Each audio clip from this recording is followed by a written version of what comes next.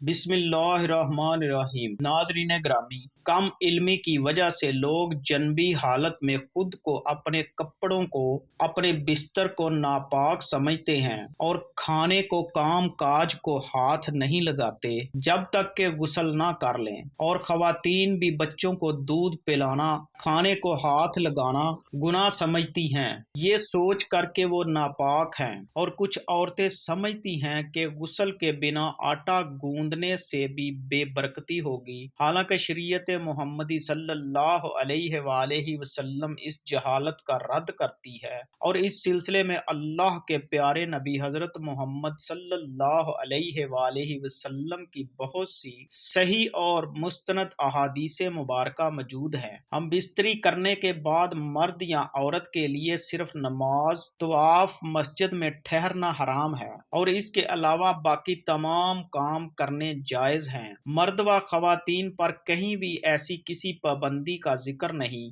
बल्कि गुस्ल करने से पहले भी जनाबत की हालत में ही तमाम लोग आम रूटीन के काम काज कर सकते हैं। रोज़ा रखने के लिए सहरी खा सकते हैं, खाना तैयार कर सकते हैं या फिर घर के दूसरे काम काज निपटाने भी जायज हैं। और इसी तरह माँ बच्चों को दूध पिला सकती है और इनकी देखभाल भी कर सकती है। इसकी कई एक दलील मौजूद है। हजरत हुज़ैफा रज़ी अल्लाह ताला अन्हा बयान करते हैं, नबी करीम सल्लल्लाहु अलैहि वसल्लम से मिले तो आप मुसाफे के लिए हाथ मिलाते हुए इनकी तरफ बढ़े।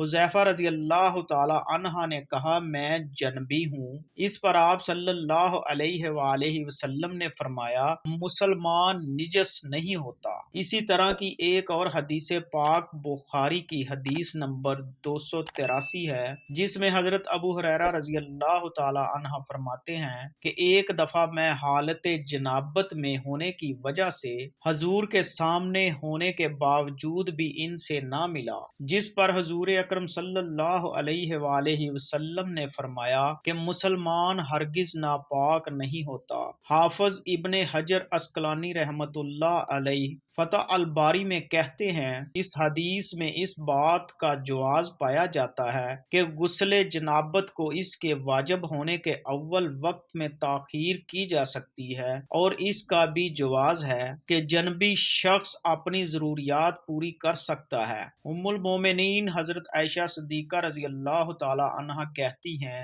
कि रसूलुल्लाह सल्लल्लाहु अलैहि वसल्लम जनबी होते तो पानी छुए बगैर सो जाते, फिर इसके बाद उठते और गुस्ल फरमाते। किसी ने हजरत आयशा रज़ी अल्लाह ताला अन्हा से सवाल किया कि ए आयशा, हजरत मोहम्मद सल्लल्लाहु अलैहि वसल्लम हम बिस्तरी करके नहलाया करते थे या वैसे ही सो जाया करते थे? हजरत आयशा रज़ी अल्लाह ताला अन्हा फरमाती हैं कि नबी करीम सल्लल्लाहु अलैहि वसल्लम हम बिस्तरी करके वैसे ही सो जाया करते थे। जब मुअज्जिन रसूलुल्लाह सल्लल्लाहु अलैहि वसल्लम फजर की आजान देने के लिए आते थे तो हजरत मोहम्मद सल्लल्लाहु अलैहि वसल्लम गुस्ल करके जिस्म को खुशक करने के बगैर ही मस्जिद में तशरीफ ले जाते और नमाज फजर की जमात करवाते और मैं घर में आप सल्लल्लाहु अलैहि वसल्लम की आवाज सुनती रहती थी। फिर आप सल्लल्लाहु अलैहि वसल्लम रोजा रख लेते थे। किसी ने आमर रजी अल्लाह ताला अन्हा से पूछा, क्या ये रोजों के महीने में ही ऐसा होता था कि आम मामूल में यही हुआ करता था? आमर रजी अल्लाह ताला अन्हा ने फरमाया कि रोजों के अलावा भी ऐसा हुआ करता था। हजरत आयशा रजी अल्लाह ताला अन्हा से मरवी है कि आप सल्लल्लाहु अलैहि वसल्लम हम बिस्तरी करने के बाद सोने से पहले गुस्ल करते और बाज औकात तयम्मुम ही करते। रवायत में है कि रसूलुल्लाह सल्लल्लाहु अलैहि वसल्लम जनाबत की हालत में सो लिया करते थे। हजरत आयशा सिद्दीका रजी अल्लाह ताला अन्हा फरमाती हैं कि आप सल्लल्लाहु अलैहि वसल्लम जनाबत की हालत में शर्मगाह को धोते और फिर नमाज जैसा वजू करते। नाज़रीन ग्रामी, अफजल यही है कि जनाबत के बाद जितनी जल्दी हो गुस्ल कर लिया जाए, क्योंकि ऐसा ना हो कि कहीं गुस्ल करना भूल ही ना जाएं। खाने पीने, सोने और औरतें बच्चों को दूध पिलाने से पहले जनाबत की हालत में वजू कर लें तो ये अफजल है।